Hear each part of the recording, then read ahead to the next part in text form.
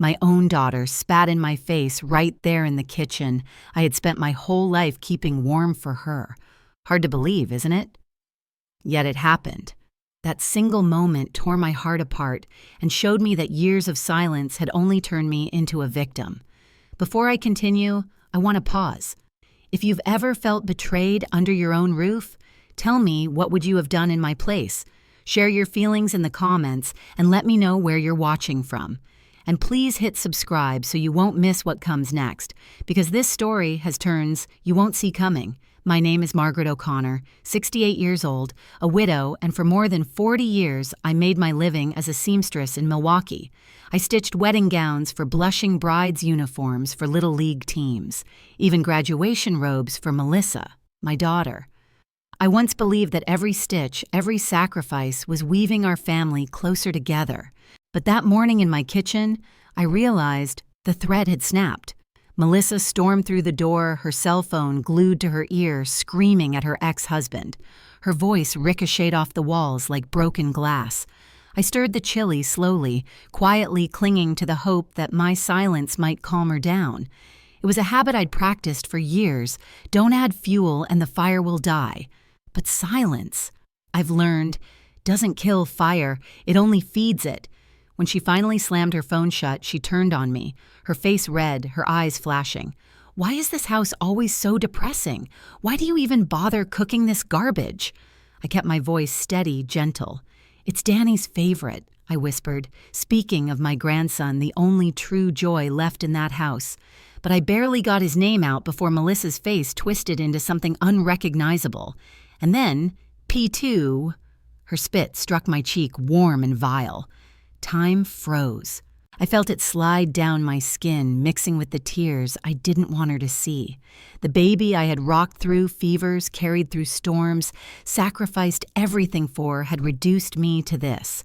A useless old hag, as she shrieked. Then came a knock at the door. Margaret, everything all right in there, called Mrs. Parker my neighbor of 20 years. My chest burned with humiliation. I snatched the corner of my apron to wipe my face, swallowing the shame. Forcing steadiness into my voice, I called back, "Yes, yes, we're fine." Melissa rolled her eyes and thundered upstairs, slamming her door so hard the walls shook. I was left standing alone, chilly, scorching at the bottom of the pot, silence heavy as stone filling the room. And in that silence, the truth hit me harder than her words, harder even than her spit. Silence wasn't safety, it was surrender.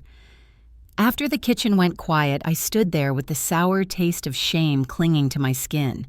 The chili simmered, burnt at the bottom of the pot, but I couldn't bring myself to turn off the stove. My hands trembled on the wooden spoon. All I could see, all I could feel, was the spit sliding down my cheek.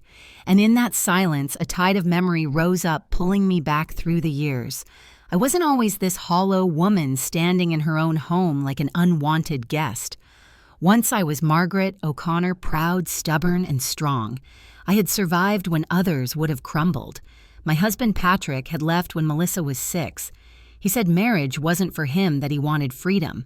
Freedom from me. Freedom from responsibility. Freedom from the little girl who asked every night when her daddy was coming home. I never told Melissa the truth back then. I just worked harder. I bent over sewing machines for 40 years, mending other people's clothes, stitching their dreams together while mine came apart at the seams. My fingers bled so she could have school supplies. My back ached so she could wear a decent dress to prom. Every hem, every seam, every dollar saved, I poured it all into her future. And when I finally managed to buy this little house on the edge of Milwaukee, I thought I had made it. The peeling paint, the sagging porch, the tiny patch of yard, it wasn't much to outsiders, but to me it was a palace. A place where my daughter would always feel safe.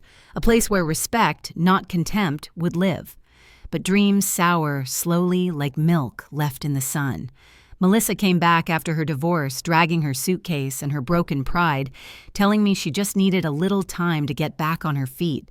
I welcomed her without question. That's what mothers do, isn't it? We open the door.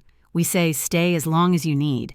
But 3 years later, it wasn't refuge anymore, it was hell. My house, my sanctuary turned into her stomping ground. She treated me like a live-in maid, barking orders, rolling her eyes when I spoke, slamming doors, as though my very existence offended her. And Danny, sweet, wide-eyed, Danny watched it all. He was only 9, but he saw more than I wanted him to. One evening, after Melissa had thrown another tantrum, he curled up beside me on the sofa. His little voice was so soft, I almost thought I imagined it. "Grandma, why does Mommy always yell at you?" My heart splintered into 1,000 pieces. How do you answer a child like that? How do you explain that the little girl you once sacrificed everything for now spits venom at you like you're nothing? I pulled him close, smoothed his hair, and told him Mommy was just upset. But inside, I knew I was lying. Not just to him, to myself.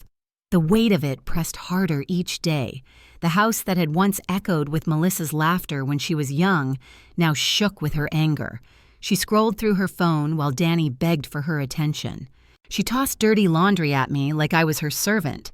She sneered at my cooking, mocked my age, told me I was just in the way. I kept quiet, always quiet. I thought silence was love. I thought swallowing my pride was the price of keeping my family together.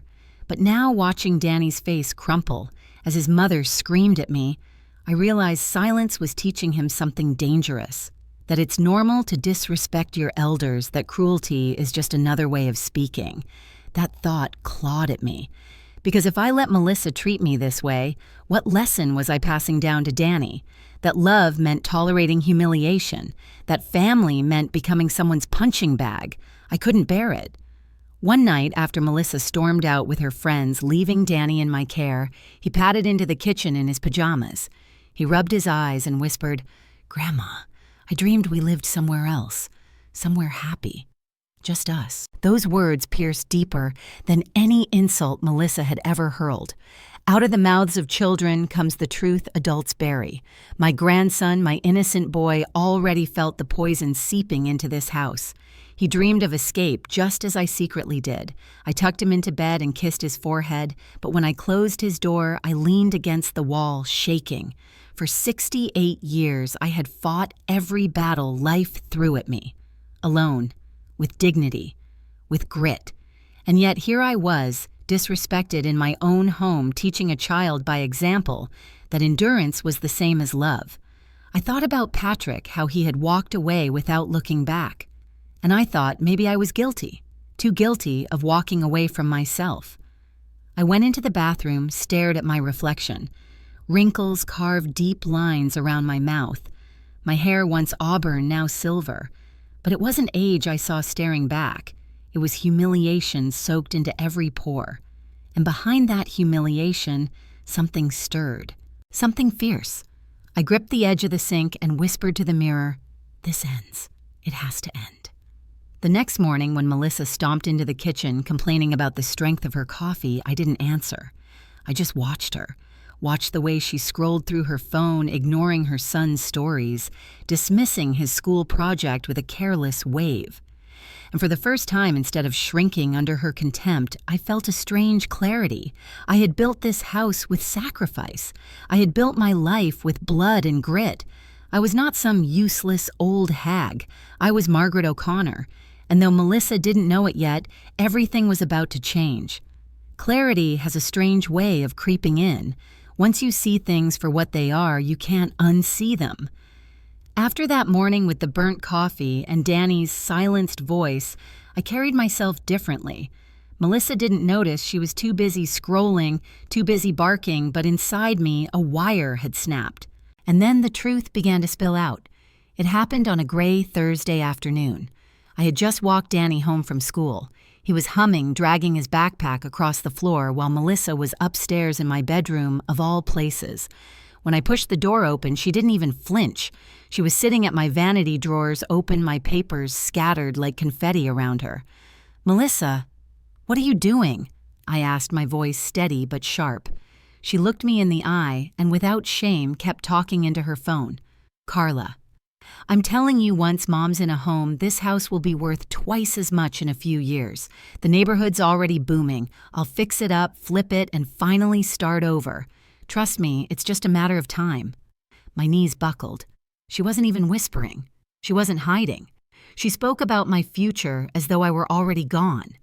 When she finally hung up, she smirked. "Don't look so dramatic, Mom. I'm just being practical." I couldn't speak. My mouth was dry, my heart pounding like a drum in my ears. I wanted to scream to shake her, but instead I gathered my papers silently and left the room. That night, after Danny fell asleep, I locked myself in the bathroom and went through every document I had. My will, my deed, my accounts. My hands shook as I flipped through them, and then I saw it, a power of attorney I didn't remember signing. My name. My signature. But not my memory. The paper gave Melissa access in case of emergency. Emergency. She had already been dipping into my accounts. I opened the bank statements online, my stomach twisting. The truth stared back at me, withdrawal after withdrawal. 50 here, 80 there, small enough to slip under my tired eyes. But when I added them up, nearly half, my pension was gone each month. Worse still, she had drained Danny's college fund, the one I had built dollar by dollar, night by night, hunched over my sewing machine until my hands cramped. $20,000 meant for his future, and already $4,000 was missing. I pressed my hand to my mouth to stop myself from sobbing out loud. It wasn't just theft. It was betrayal, layered on betrayal, dressed up in excuses I had believed because I wanted to. The next morning, Melissa pranced into the kitchen as if nothing had happened. She asked for $20 for groceries while wearing a brand new sweater with a Nordstrom tag still dangling. And for the first time, I didn't hand her the money. I just looked at her. She fidgeted under my gaze, then snapped, "What don't start with me, Mom?" But I wasn't starting. I was finishing inside myself.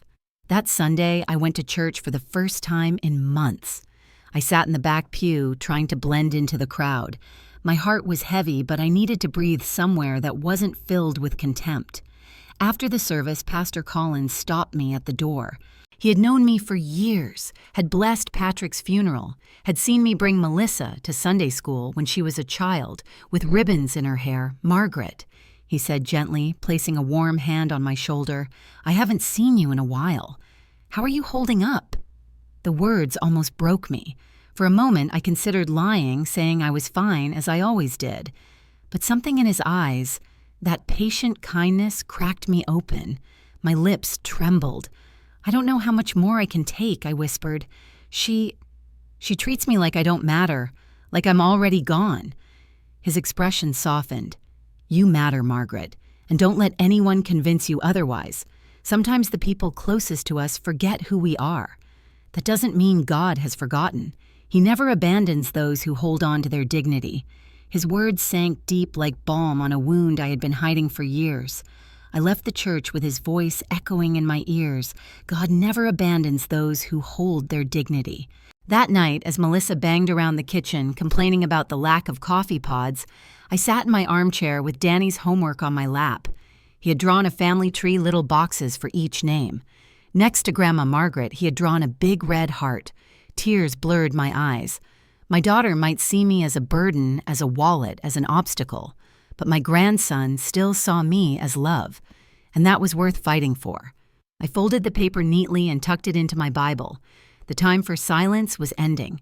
For the first time in years, I felt something more than pain. I felt resolve. Resolve, once lit, is impossible to snuff out. Pastor Collins's words echoed in my chest as I folded Danny's drawing and slid it into my Bible.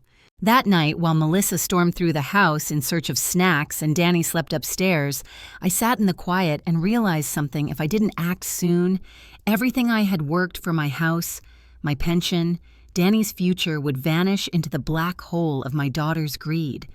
I needed help, real help. The next morning, I picked up the phone and dialed a number I hadn't called in years.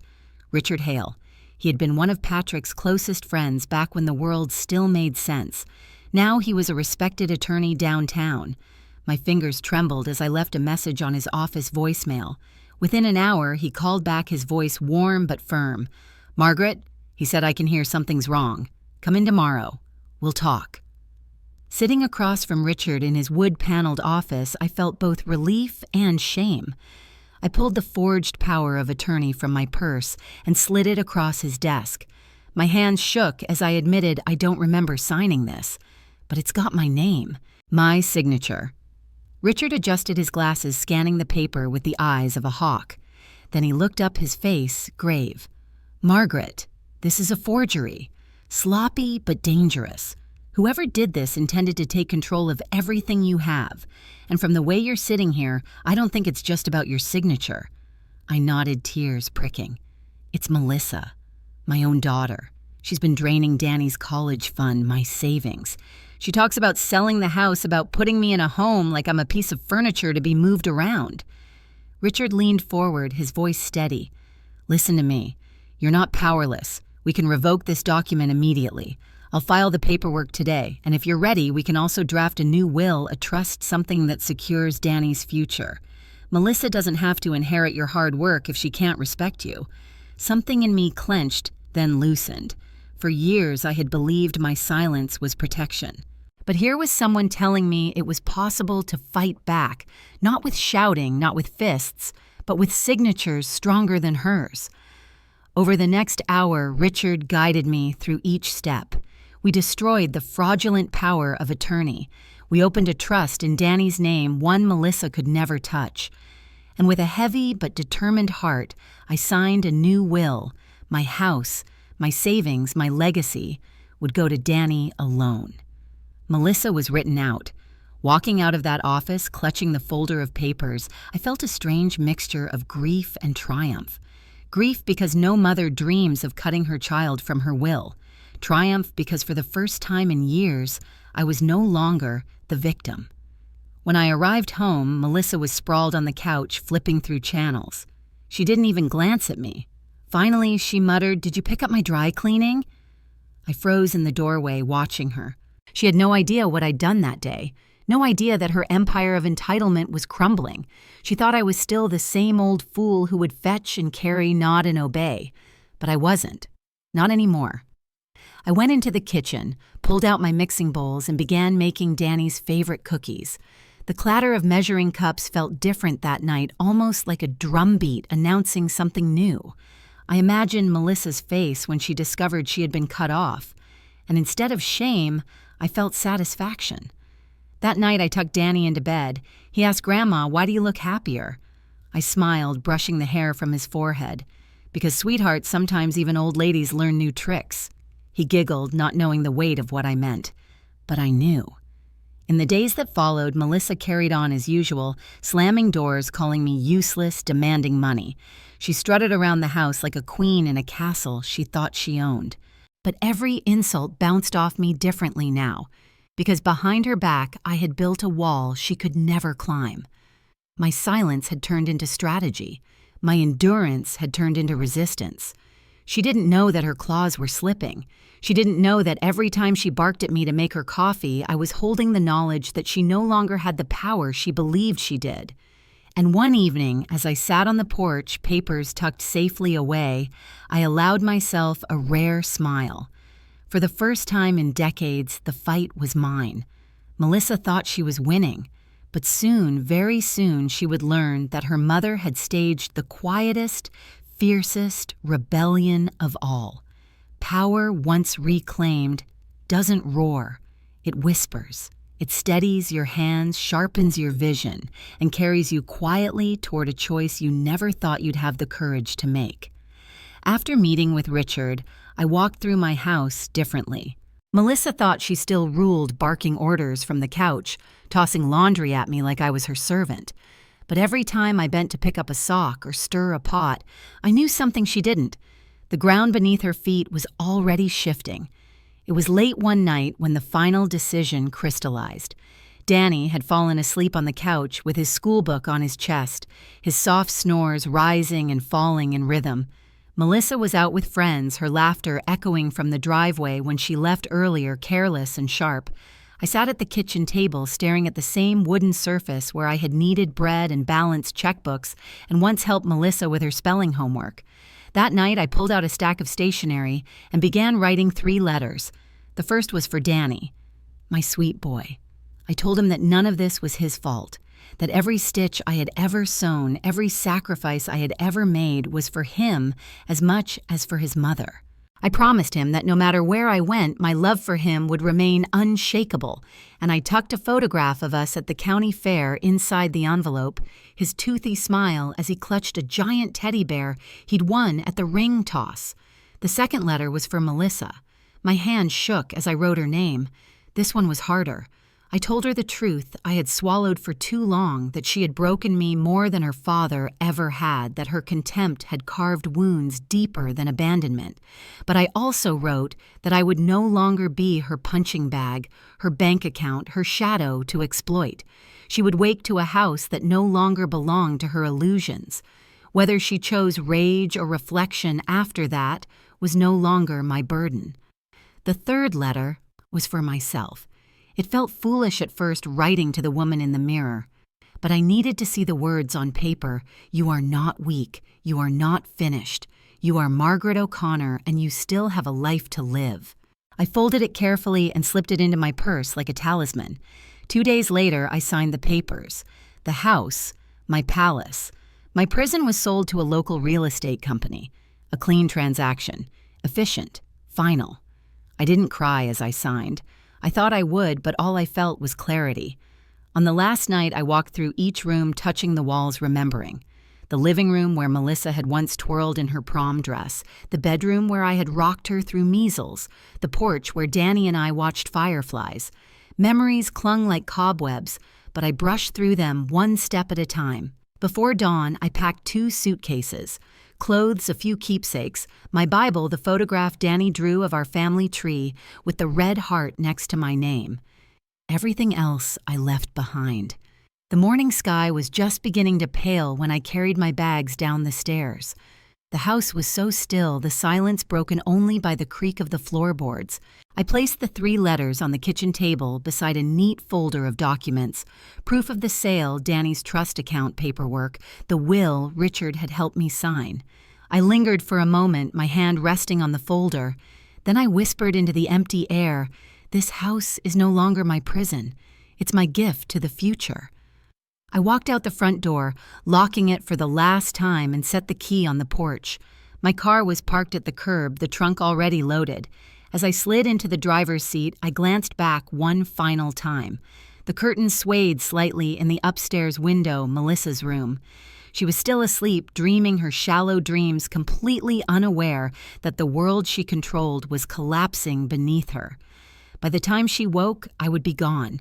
She would find a house stripped bare of my presence, a kitchen table heavy with truths she couldn't avoid, and documents that made her schemes irrelevant. She would see her son's college fund restored, her inheritance erased, and her power dismantled without a single scream. And me, I would be miles away carrying only what mattered, lighter than I had felt in decades. As the engine rumbled to life, a strange laugh bubbled out of me, half sob, half relief. For the first time in years, I wasn't running from pain. I was walking toward freedom. Melissa thought she had me cornered. She thought she had time. But by the time the morning sun flooded that kitchen, all she would have left was her own reflection staring back at her and the empty echo of a mother who had finally chosen herself. The road stretched out in front of me like a ribbon of second chances. As I drove away from Milwaukee that morning, the rising sun painted the sky gold, and for the first time in years, I felt lighter. I had left behind the weight of Melissa's contempt, the suffocating silence of my own kitchen, and the house that had been both my sanctuary and my prison. All that remained in my rearview mirror was a past I no longer owed allegiance to. I drove north to Madison, where my younger brother Thomas lived with his wife. He greeted me with a hug so tight I nearly cried. Thomas had always been the quiet one, the steady one. He didn't ask for explanations right away. He just carried my bags inside and made me a cup of tea as if I were finally home. That first week, I slept more than I had in years. No doors slamming, no insults hurled across the living room, no footsteps pounding up the stairs in anger, just peace. The silence felt strange at first, too empty, but slowly I realized it wasn't silence at all. It was rest. Over dinners at Thomas's table, I began to tell him the truth, how Melissa had spat in my face, how she had drained Danny's college fund, how she had dreamed of selling the house out from under me. His eyes hardened with anger, but his voice was gentle. "You did the right thing, Margaret. You saved yourself. And maybe one day Melissa will save herself too." I stayed in Madison for 3 months, long enough to catch my breath, to rediscover what it felt like to laugh at old movies with my brother's grandkids, to take long walks along Lake Mendota without fear of who might be waiting when I came home. But a rest stop is not the same as a destination. My heart wanted more than survival. It wanted purpose. That's when Evelyn Carter called. Evelyn and I had been inseparable in high school. She was the bold one, the dreamer who once promised she'd own a fashion boutique someday. Life had scattered us after graduation, but now, decades later, her voice came through the phone as if no time had passed. "Margaret O'Connor." She laughed.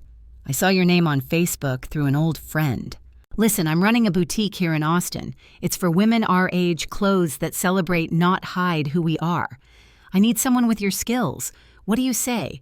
Come down, stay with me for a while. I could use a partner, and maybe you could use a fresh start." Austin. The very word sounded like sunshine.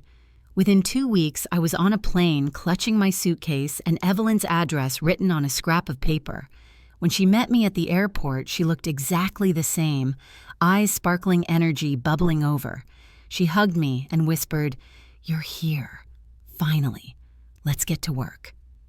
Her boutique was tucked on a quiet street, its windows filled with mannequins draped in flowing dresses and bold jewelry. Inside, racks of clothes and jewel tones shimmered under soft lights. Women my age wandered through, smiling, trying on pieces that made them stand taller. Evelyn nudged me. "You see, this is about dignity, about beauty that doesn't expire." She was right. For the first time in decades, I threaded a needle not out of duty, but out of joy. I adjusted hems, added lace, suggested colors. Women looked at me in the mirror and said, "You've made me feel beautiful again," and each time my heart stitched itself back together. Evelyn insisted I take part in everything, ordering new fabrics, designing displays, even modeling a dress during one of her small fashion shows. "Margaret," she teased, "you've been hiding too long. The world deserves to see you." And slowly, I let myself be seen. Evenings in Austin were filled with laughter, wine on the porch, and the warm hum of cicadas. I made friends, other women who had lived through betrayal, widowhood, and disappointments, yet who refused to fade quietly. We shared stories late into the night, stories that reminded me I was not alone, that strength wears many faces. One night, as I closed the boutique with Evelyn, she turned to me and said, "You know, you've got more fight in you than anyone I've ever met. Melissa may have broken your heart, but she didn't break you. You're proof that life after 68 isn't about endings, it's about rewriting the script." Her words settled deep inside me. She was right. I was rewriting my script. I was no longer the woman who endured quietly in her own kitchen, waiting for the storm to pass. I was Margaret O'Connor, seamstress turned survivor turned businesswoman. I walked home that night under the Texas stars, a smile tugging at my lips. For the first time in years, I wasn't haunted by what I had lost. I was alive in what I had found. Melissa's voice, her contempt, her betrayal, they no longer echoed inside me. They were just noise from another life. Here in this new beginning, there was no shouting, no spit, no slammed doors. Only freedom. Only laughter. Only the hum of a city that seemed to whisper, "Welcome back, Margaret. You made it." Life in Austin had begun to feel like a dream stitched together with laughter, fabric, and the hum of cicadas. But dreams don't keep the past from knocking. Mine came pounding back, loud and relentless, in the form of phone calls. At first I ignored them. Unknown numbers flashing on my screen, voicemails filled with Melissa's voice. The first ones were fiery. "How could you do this to me, Mom? You stole from me. That house was mine, too." Then they shifted. Her tone cracked, slipped into desperation. "Please, Mom, I didn't mean it. I just need you. Danny needs you. Please answer." I'd sit in my small bedroom above Evelyn's boutique, listening to those recordings in the dark, the glow of my phone like a dagger in my hand. My chest ached with every word. She was still my daughter.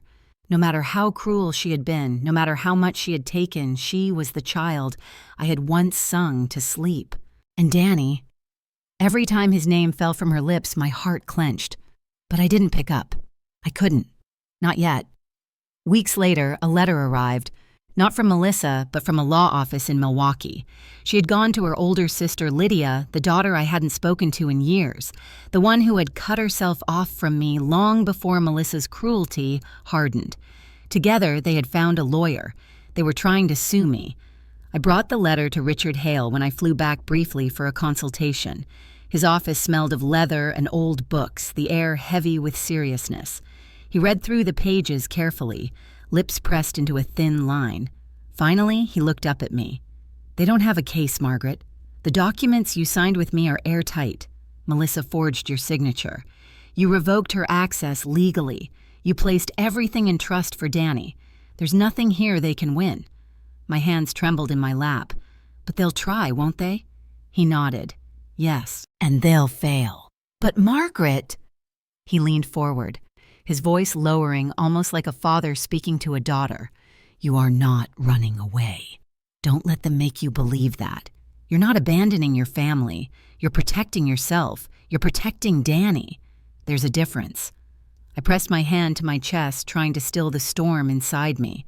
But what if Danny thinks I left him? Richard's eyes softened.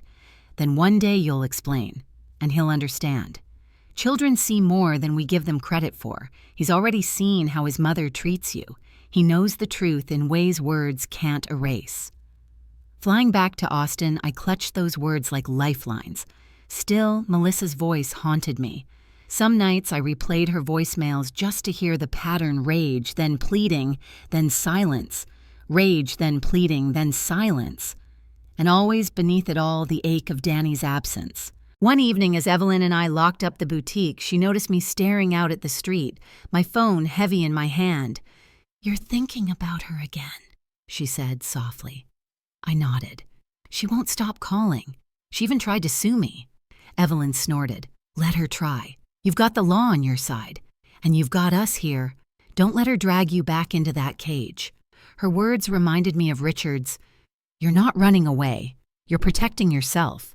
Still, guilt is a stubborn guest.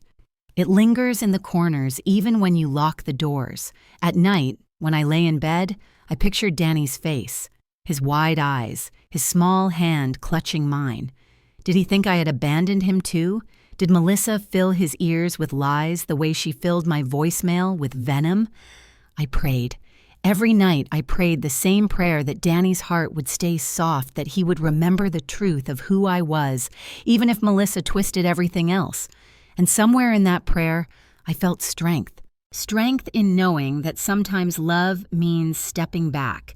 Sometimes it means refusing to play the role of victim, even when the world calls you selfish.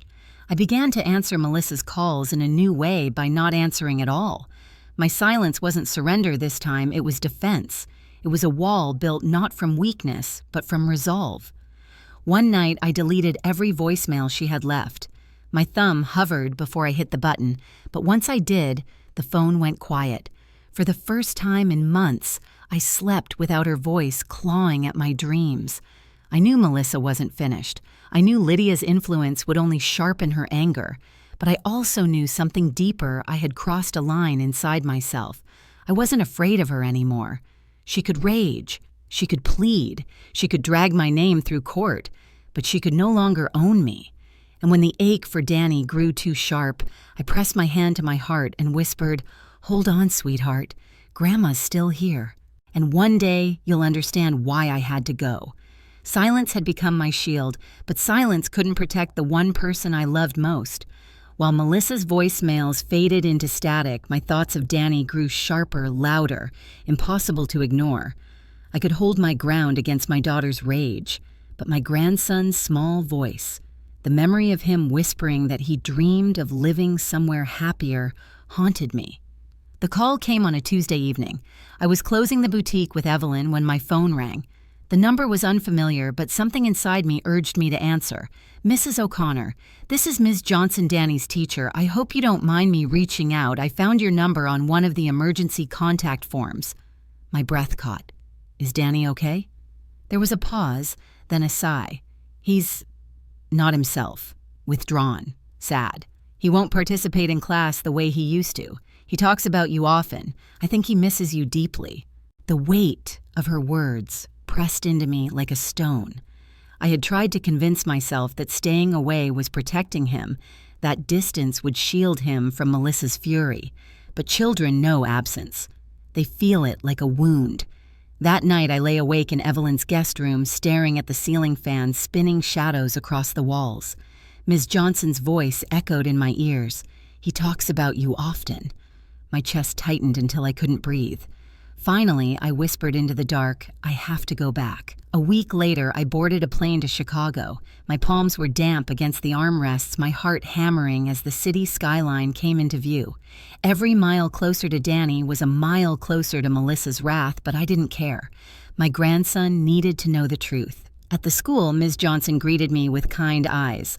She led me down a hallway lined with colorful artwork and the hum of children's voices behind closed doors. My steps slowed as we neared the principal's office. When the door opened, Danny sat there, legs swinging nervously from a chair far too big for him. The moment his eyes met mine, he froze. Then, in a heartbeat, he leapt from the chair. "Grandma," he cried, running across the room. I knelt just in time for him to crash into my arms.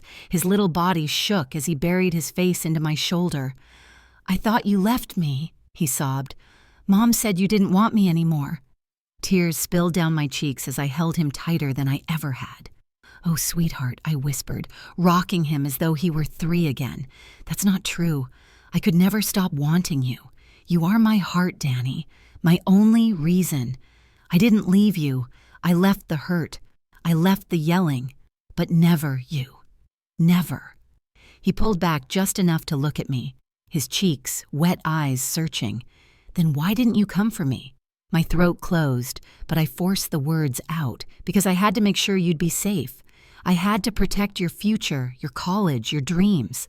I had to get strong again so when I came back, I could fight for you. He studied me with a seriousness far beyond his years. Then he nodded slowly, as if something deep inside him believed me. "I want to come with you," he whispered. "I want to live with you where it's quiet, where you smile." Those words broke me open. I pressed my forehead to his and let the tears fall freely. "One day, sweetheart, I promise. One day we'll have that. But right now, I need you to hold on. Be brave. Remember that I love you more than anything. And remember, silence isn't love. Respect is." The principal cleared his throat softly, giving us privacy, while pretending to shuffle papers. Ms. Johnson dabbed at her eyes with a tissue. It wasn't just a reunion, it was a reckoning, the kind that leaves everyone in the room changed. When it was time to leave, Danny clung to me so tightly I thought I might break in two. "Don't go," he begged. I kissed his hair, breathing him in. "I'll always come back, Danny. No matter what your mother says, you listen to this. Grandma always comes back." As I walked out of that office, my chest ached with both sorrow and strength. Melissa could hurl every insult in the world. She could drain accounts, forge papers, even drag me into court. But she could never erase the bond between Danny and me. That bond was the fire in my chest, the thread that stitched me back together when everything else had torn apart. It was my proof that I hadn't lived in vain, that my love had planted roots too deep for Melissa's bitterness to choke out. And as I stepped back into the Chicago air, tears still wet on my cheeks, I knew this much. Melissa might have been my undoing, but Danny would always be my salvation. Leaving Chicago after seeing Danny was like leaving a piece of my own soul behind. His words, "I want to live with you where it's quiet, where you smile," echoed in my chest long after the plane touched back down in Austin. They were both a comfort and a burden, reminding me that my choices weren't only about me anymore. For weeks after, Melissa's voice went silent. No more voicemails, no letters from attorneys, just silence. At first I thought she had given up, but silence has a way of hiding storms. The storm broke in the middle of a humid Austin afternoon. My phone rang, and for reasons I can't explain, I answered. Melissa's voice was nothing like I remembered. It was cracked, ragged, stripped of venom. "Mom," she whispered, and in that single word, I heard something I hadn't heard in years: fear. She broke down quickly, words tumbling out between sobs. She had lost her job. The bills had piled up. Credit cards maxed out, collection agencies calling day and night, and worse, Child Protective Services had been by the house. Someone had reported her screaming at Danny in public. There was now a chance she could lose custody. "I can't do this anymore," she choked. "I thought I could handle it, but I can't. I messed up. I messed everything up. Please, Mom, take Danny. He deserves better than this." For a long moment, I sat in stunned silence, clutching the phone so tightly my knuckles went white.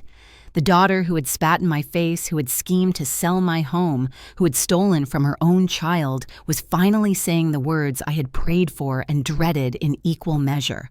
"Melissa," I said carefully, my voice low but steady, "do you understand what you're asking? This isn't about me swooping in to fix everything.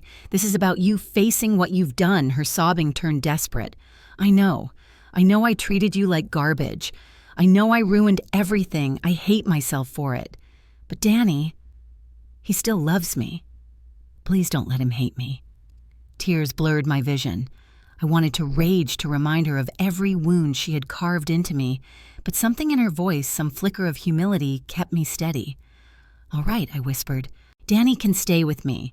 But Melissa, listen to me clearly. This only works if you face yourself. You need therapy. Real therapy, not excuses. You need to get a job, pay your debts, and rebuild your life one brick at a time. If you don't, then you won't just lose Danny. You'll lose yourself completely." On the other end, there was a shaky silence. Then, through muffled tears, "I'll do it. I'll try. Just don't let him go." When the call ended, I sat in my living room, the Texas twilight spilling through the windows. My heart was a battlefield sorrow, for Melissa's collapse, relief for Danny's safety, fear of what lay ahead. But beneath it all, there was something else, a fragile hope, the kind that blooms only after everything else has burned to ash. 2 weeks later, Danny arrived in Austin with a social worker. His backpack was small, his face pale from too many nights of chaos. But when he saw me waiting at the door, his eyes lit up, and he ran into my arms. "Grandma," he whispered, clinging to me, "you kept your promise." I held him close, my heart swelling with both pride and ache. I had kept my promise, and now I had another to keep helping Melissa face her demons. Because as much as she had hurt me, she was still my daughter. And if Danny was going to heal, then maybe, just maybe, Melissa had to heal too. That night after Danny fell asleep in the guest room, Evelyn had helped me decorate just for him. I sat by the window with a cup of tea. The cicadas hummed outside, and I thought about the road ahead. It wouldn't be easy. Melissa would stumble. She might even fail. But for the first time in years, I had seen something in her voice that mattered more than excuses. I had seen surrender. Not the kind that breaks you, but the kind that lets you rebuild. And maybe, just maybe, that was the beginning of redemption. When Danny came to live with me in Austin, it felt as though the house itself exhaled. His laughter filled the rooms that had once echoed with my solitude, his school books and sneakers scattered across the floor like confetti of a new life. Each morning, I packed his lunch, walked him to the bus stop, and waved as he climbed aboard. My days were no longer measured in silence or bitterness, but in the rhythm of his joy. He thrived. His shoulders straightened. His smile returned. Ms. Johnson even wrote to say how much brighter he seemed, how his confidence had grown. Every night when he fell asleep under the quilt I stitched years ago, I'd stand in the doorway and whisper, "You're safe now." Meanwhile, Evelyn and I poured ourselves into the boutique. What began as one little shop blossomed into something neither of us had imagined. Word spread through Austin, then beyond that, we were creating clothing for women who refused to disappear. Soon we opened a second store, then a third. Women traveled from other cities to stand in front of our mirrors to try on dresses that celebrated their age instead of apologizing for it. Sometimes I would watch a woman trace her reflection with trembling fingers, tears brimming as she whispered, "I feel beautiful again." And in those moments, I realized we weren't just selling clothes, we were giving women back to themselves. And in the process, I had found myself too. Melissa, meanwhile, stumbled through her own wilderness. At first, her calls were frantic, full of excuses and apologies that didn't yet ring true. But slowly, something shifted. She started therapy. She took a job at a diner, then another at a local store. She paid down her debts dollar by dollar. She didn't ask for money from me, not once. Months turned into a year, and for the first time, Melissa showed consistency. Danny noticed it too. He'd come home from a weekend visit and say things like, "Mom listened this time," or "She didn't yell at the waiter." Little things, but they mattered. Change doesn't arrive in thunderclaps. It tiptoes in through ordinary days. I kept my distance cautious, but hopeful. I had been burned too many times to trust too quickly. But I watched. I listened. And eventually, I let myself believe. The moment of reckoning came on Danny's 10th birthday. We planned a small party at the boutique after hours. Evelyn baked a cake, the women from the shop decorated the windows with streamers, and Danny ran through the racks of dresses, giggling at the way balloons got tangled in sequins. Melissa arrived late. For a moment, when she stepped through the door, the old ache clenched in my chest. She looked tired, her clothes simple, her hair pulled back. But there was no fire in her eyes this time, only humility. She approached slowly, carrying a wrapped box with clumsy paper and too much tape.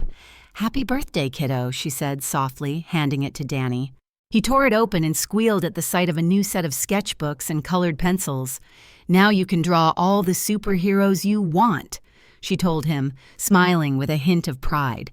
I stood in the corner watching my hands tight around a paper plate. Part of me wanted to distrust it, to assume this softness was temporary. But then Melissa turned to me, and for the first time in years, her eyes didn't dart or roll or narrow. They filled. "Mom," she said, voice breaking, "I owe you my life and Danny's. You were right about everything, the therapy, the work, the respect. I hated you for making me face it, but you never gave up on me, even when I deserved it least. Thank you for not abandoning me when I abandoned you." The room seemed to go still. Evelyn dabbed at her eyes. Danny wrapped an arm around both of us, and I, after a long, shaking breath, reached out and held my daughter's hand.